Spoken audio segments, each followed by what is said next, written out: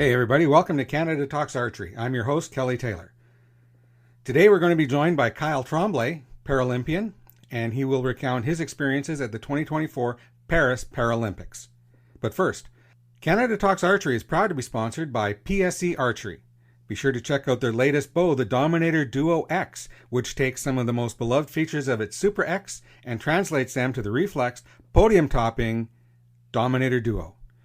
PSEArchery.com. Check them out. So, Kyle Tremblay, welcome to Canada Talks Archery. How are things going with you? Pretty good. It's nice to be back home and sleeping in my own bed. Yeah, well, you've been quite the busy little archer these days. You just got back from Paris and the Paralympics. Tell us about your experience there. The experience was great. It's second to none when it comes to tournaments. It was really well run. The village was a nice layout. The transportation was all accessible, and there were enough buses to get you to the field pretty much anytime you wanted to be there. So you'd have time to set up your equipment, do your warm up, do any practice areas you needed, and then get ready for your competitions.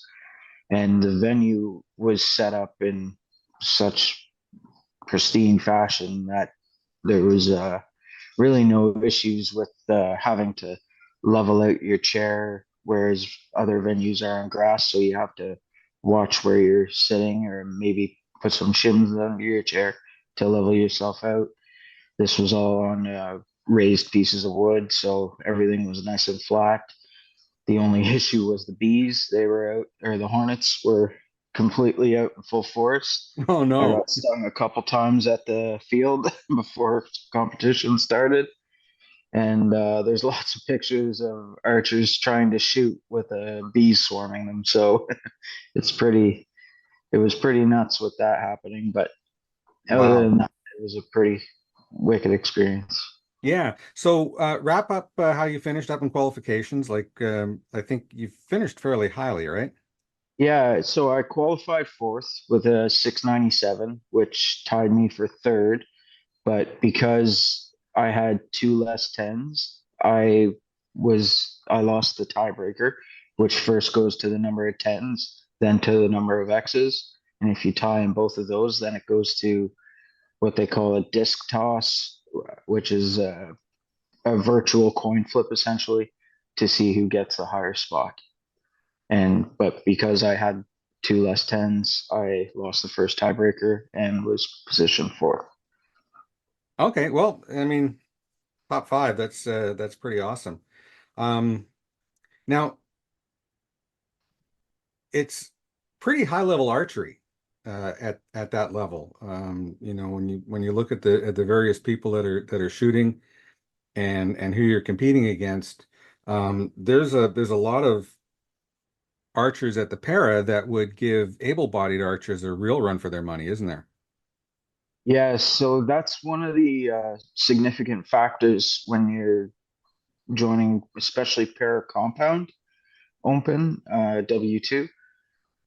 We are shooting at a level that is equal to the able-bodied professionals. So, I mean, there are still some of the able-bodied professionals that are just, 710 and above pretty steadily, but there's only a small handful that are that good. And although there's a small handful of us paras that can compete at that level, it's one of the only para sports that can be equal to the able-bodied version. Right. I mean, some of the scores that we were seeing, you wouldn't be surprised to see those scores, at a world championship or Oh, not at all. Yeah.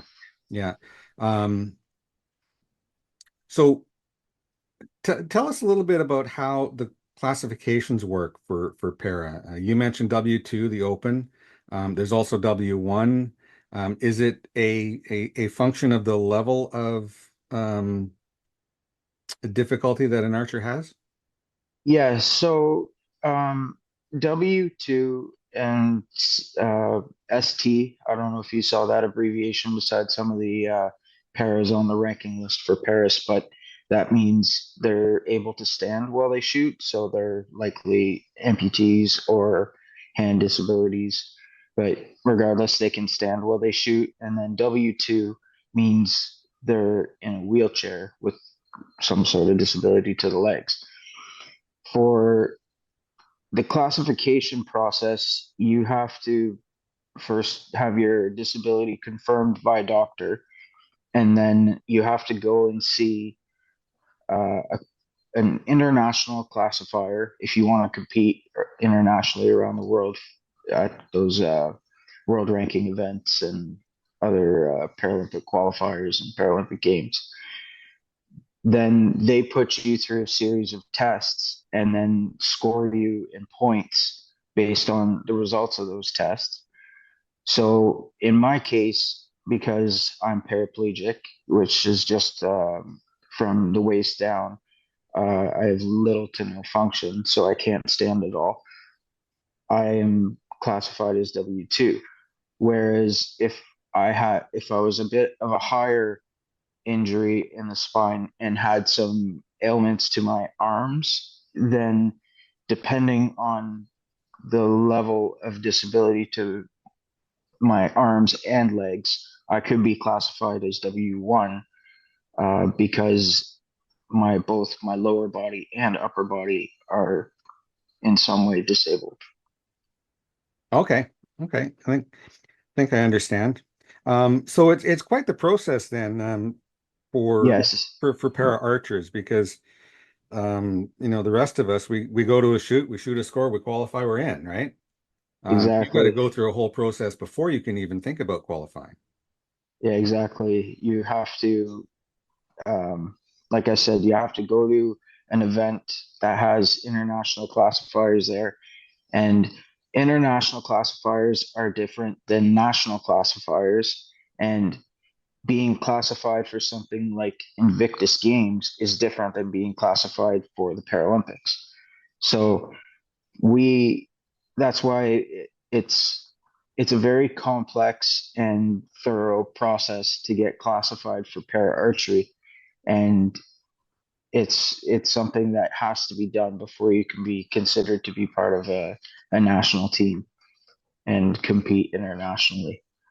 But there are quite a few tournaments and events that have classifiers at them, and they're training more and more classifiers every day to try to make it more available and easier for people to get classified that want to do para archery.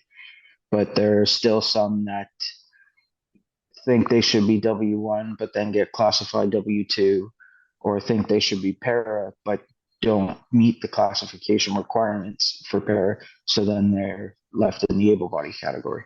Right. Right. Okay.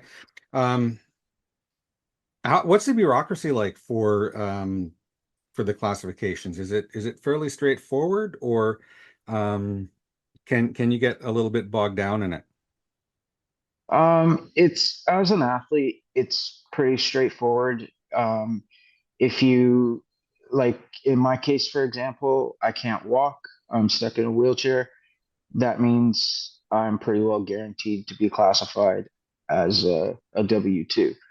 For the classifiers, it's a very complex process. You have to be a registered physical therapist, and you have to have attended the international classifier training courses and be certified before you can start classifying athletes as disabled for archery. And each sport, whether it's para archery, para basketball, rugby, tennis, has their own set of classifiers and own set of rules for how disabled you have to be to compete in those. So, for example, someone like me that just has a disability to the legs cannot compete in wheelchair rugby because that sport is meant for people that are quads or close to quads. Again, disability to the lower body and the upper body. So I couldn't play wheelchair rugby, for example. And each sport has different rules and different classification rules on how to get into those sports. Right. Okay. One thing I noticed watching, I was watching the archery on CBC Gem, which to me, some people have complained about it. I thought the application worked brilliantly. Um, it seemed as though the pomp and circumstance of para is equal to that of the regular Olympics. Yeah, this year was definitely the best year for coverage of the Paralympics.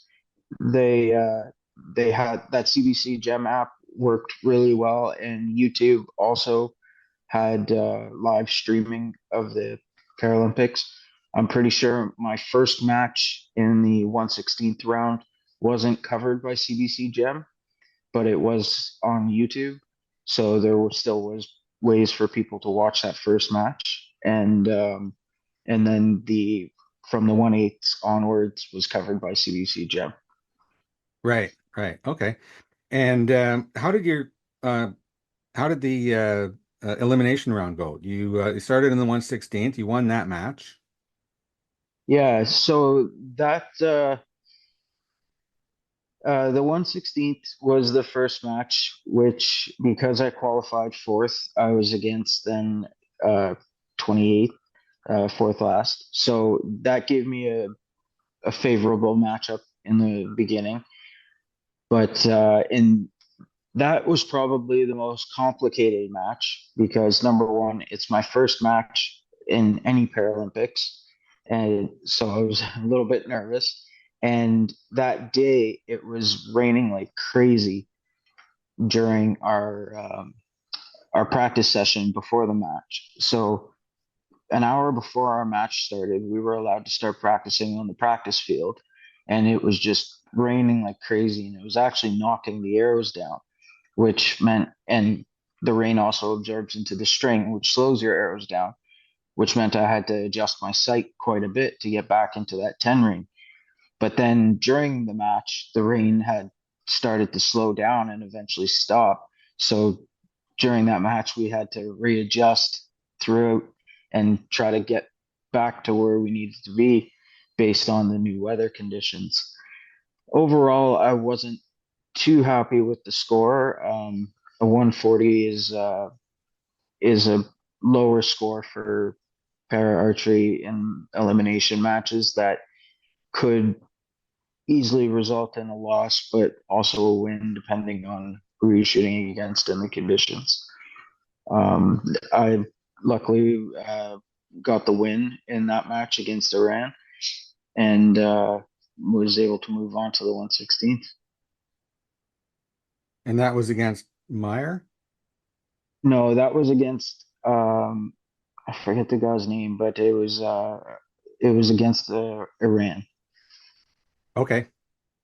Yeah, the 1/8 match was against Meyer from Austria. Yep. That match just had a little bit of wind. Again, it was an issue of adjusting to the wind, and because we're on camera for those matches, we're not allowed to have our own spotting scope.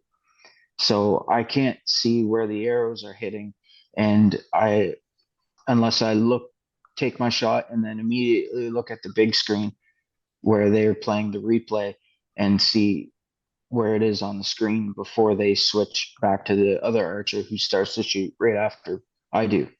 So of course So that presents a risk, right? Because you might find yourself trying to look at the arrow before you've actually let the arrow go, absolutely. right? So So I was doing my follow through after the shot, and by the time I looked at the screen, my replay's gone, and they're already recording the other archer taking his shot or preparing to take his shot. So that's where you have to fully rely on your coach who's in the box behind you, who has the spotting scope to call your arrows and tell you exactly where they're positioned. Now, in this match, we had some communication error that led to me pretty much having, not knowing exactly where my arrows were hitting to the right of the 10, which is why it took me till after the third end, which is after 9 arrows. And I had already lost 7 points by this time to readjust. And then once I made that adjustment, I was back in the 10 and shooting really well.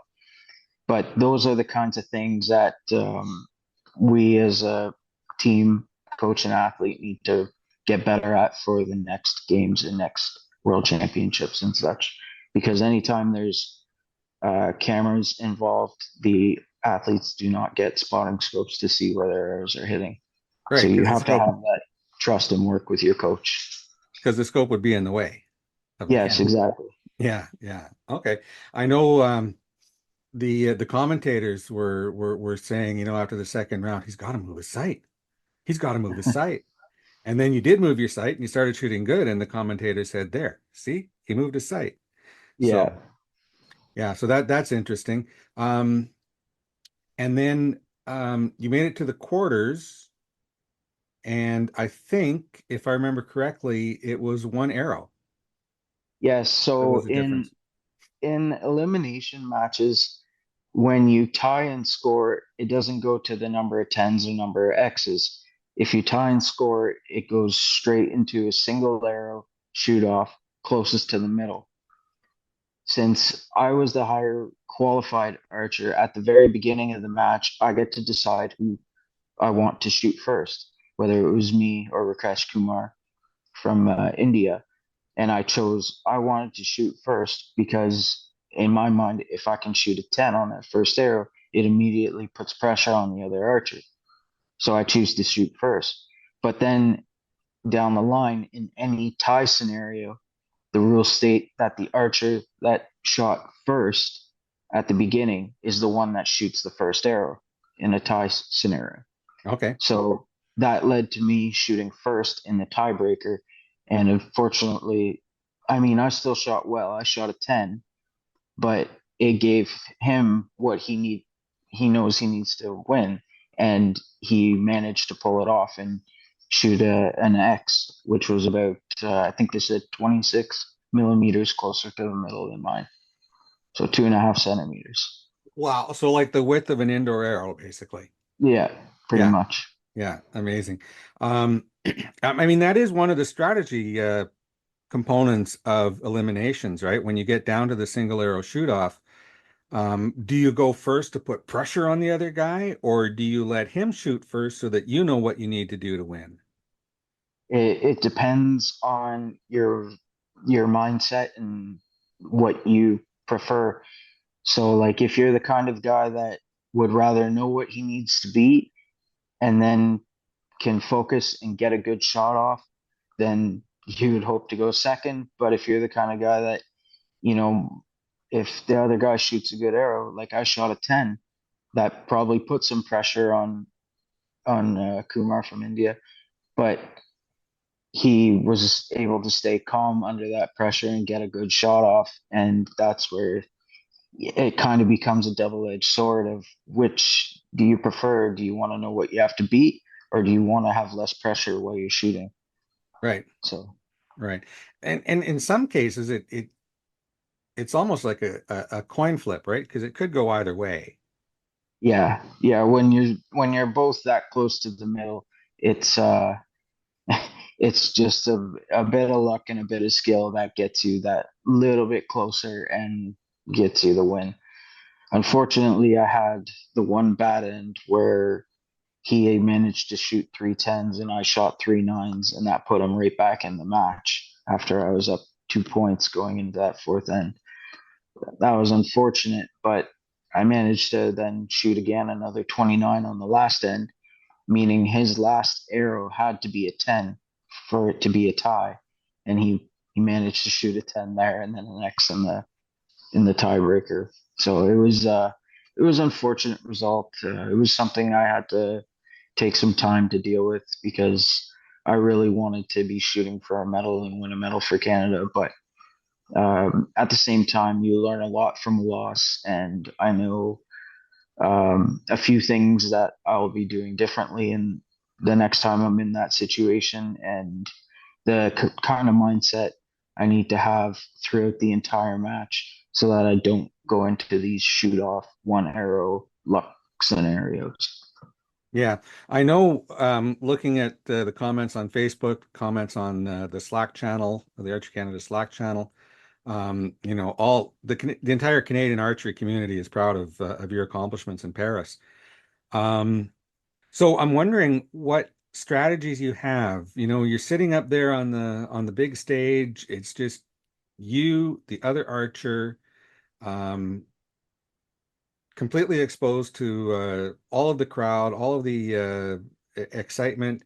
It's coming down to that last arrow, and the pressure must be intense. How do you deal with it?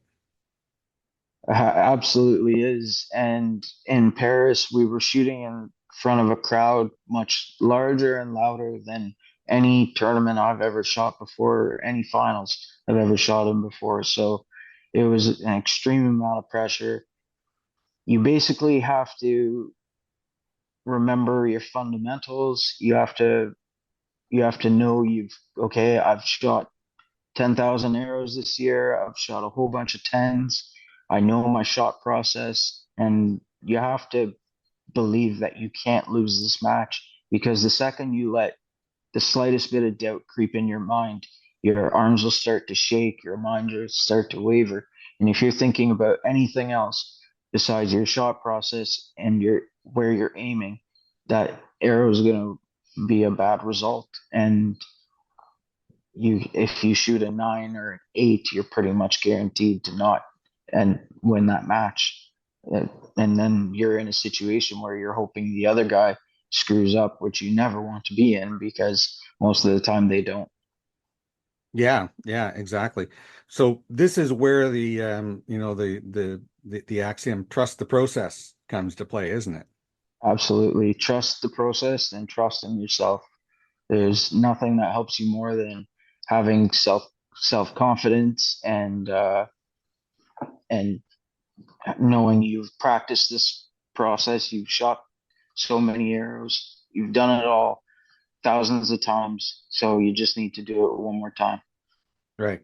Um, I was watching a video from my good friend George Riles, Yeah. and he was talking about dealing with pressure. And the one thing that I had never seen before, and I thought this was interesting, is he talked about taking a real deep breath, like as much as you can, and then taking two quick ones more. So like really expanding. And he said it triggers the vagus nerve response that allows just a sense of calm to flow through you. Have you ever Yeah. tried that? I haven't tried that specifically. That when it comes to psychology in sport, everybody is different in how they respond to the pressure and what kind of system works for them. Um, George Riles is a very successful professional, so he's been in a lot of these, high pressure situations, and experience is probably the thing that helps you the most. Like, the more times you put yourself in these situations, the more comfortable you feel, and the better you'll shoot. So this sounds like something the psychologists have mentioned for me before. Again, breathing exercises are what helps lower your heart rate and slow down the your your body's system, so you're not shaking or overthinking on the shot. Um, that specific technique I have not actually tried. So for me, it was more about self reassurance and confidence that I use to take my shot. Right. Okay. That's excellent. So, are you able to talk a little bit about the differences in the shot process when you're sitting in a chair versus when you're standing? Um, to be honest, there's not much difference. There's other than when you're able to stand, you have full control of your core. Whereas if you broke your back, depending on the level, you've lost some of your core muscles, and that is a big game changer when it comes to the lateral stability.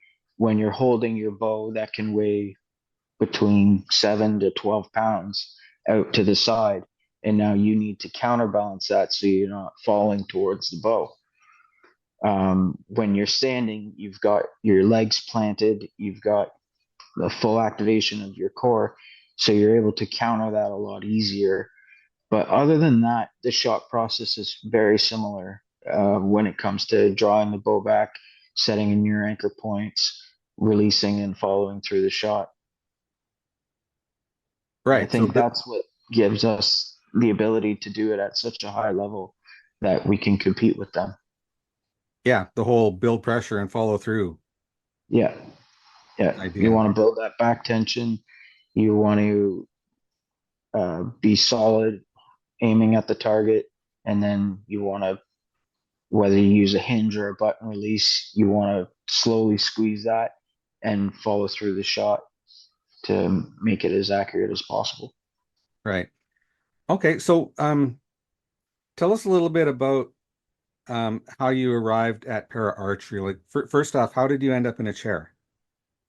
So back when I was 18 in 2009, late August, I had an ATV accident that I crashed my four wheeler on the side of the road, and I wasn't found right away. I was found late the next day, so I'd spent the night in the bush with a broken back, and Ooh.